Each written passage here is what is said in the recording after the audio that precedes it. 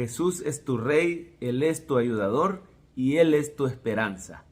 Yo no sé qué situación estás pasando, pero el Señor te quiere recordar estas tres verdades hoy. Él es tu Rey, quiere decir que Él está sentado en el trono, Él tiene control de todo lo que sucede, todo lo que está sucediendo en tu vida, en las naciones, es porque Él lo ha permitido, y recuerda que Él siempre tiene propósitos sabios. Muchas veces no entendemos por qué Dios permite las cosas, pero debemos confiar en Él y recordar esa promesa que a los que aman a Dios, todas las cosas, aún las pruebas, aún las cosas negativas, todo nos va a ayudar para nuestro bien, todo va a obrar para nuestra salvación, para que Dios se glorifique en nuestra vida. Él es tu Rey, Él es tu ayudador también, quiere decir que cuentas con el poder sobrenatural del Señor. El cristiano no depende nada más de los profesionales o de las personas habilidosas, capaces, no depende de sus propias fuerzas.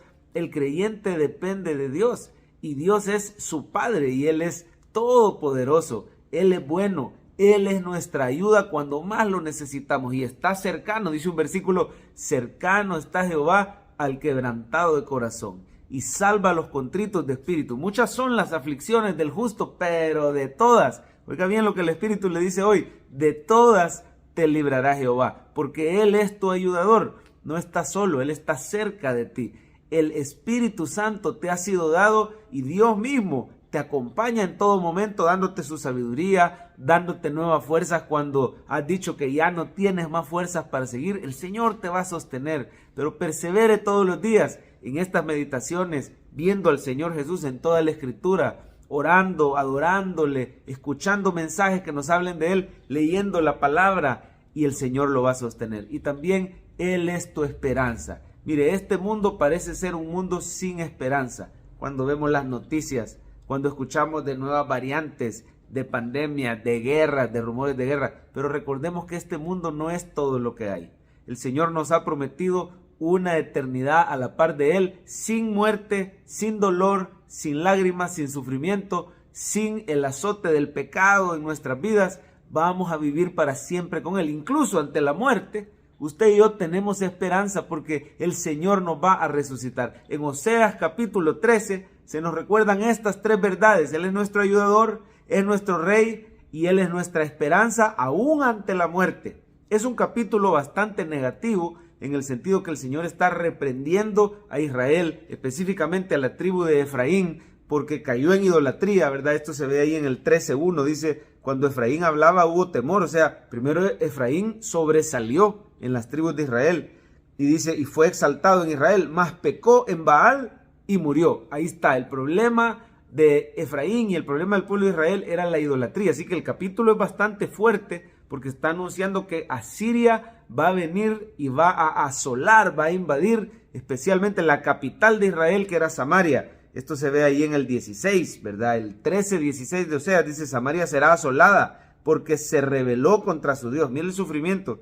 Caerán a espada, sus niños serán estrellados y sus mujeres encintas serán abiertas. Iba a venir gran destrucción, dolor, muerte, ¿verdad? Pero en medio de un capítulo tan duro y tan negativo, el Señor se encarga de recordarnos a los creyentes que Jesús es nuestro ayudador. Mire a Jesús hablando personalmente en Oseas 13:9. Dice, te perdiste, oh Israel, mas en mí está tu ayuda.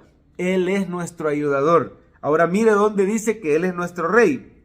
Versículo 10, Oseas 13:10.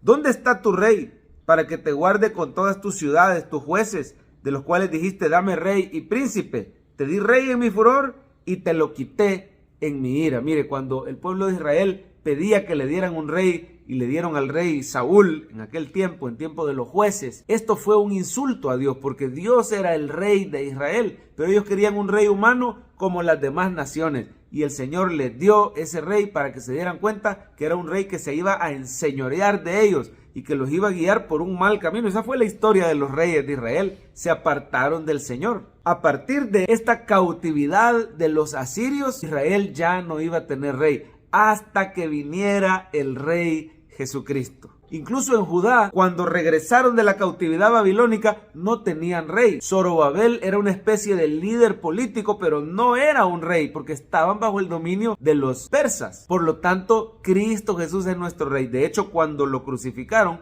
Poncio Pilato le dijo, ¿eres tú el rey de los judíos? El Señor Jesús dio a entender que así era. Y los judíos con los romanos que lo crucificaron, en forma de burla pusieron un rótulo que decía, he aquí el rey de los judíos. Pero el Señor dijo claramente que Él era el rey y dijo, mi reino no es de este mundo. Cristo Jesús es tu rey y es mi rey, es el rey de los creyentes y Él va a venir a establecer por completo su reino en su segunda venida. Él es nuestro rey, pero desde ya podemos confiar que Él tiene control de todo lo que sucede y nos va a guiar como buen pastor por el camino correcto, no como estos reyes humanos que nos iban a desviar del camino. Cristo es nuestro Rey perfecto que nos reconcilia con Dios. Por último, Él es nuestra esperanza. Mire, en medio de un capítulo tan negativo, mire el versículo 14, por favor. Dice, de la mano del Seol los redimiré, los libraré de la muerte. Oh muerte, yo seré tu muerte, dice Jesús, y seré tu destrucción, oh Seol. La compasión será escondida de mi vista. El Señor Jesús venció a la muerte en la cruz del Calvario. Él gustó la muerte, lo pusieron en una tumba, pero la muerte no lo pudo detener. Al tercer día el Señor resucitó y ahora usted y yo, los creyentes, tenemos esperanza de resurrección y de vida eterna porque Jesús es el camino. Así que este día no sé qué es lo que estás enfrentando, pero no olvides que Jesús es tu ayudador, que Él es tu Rey y que Él es tu esperanza ante cualquier situación.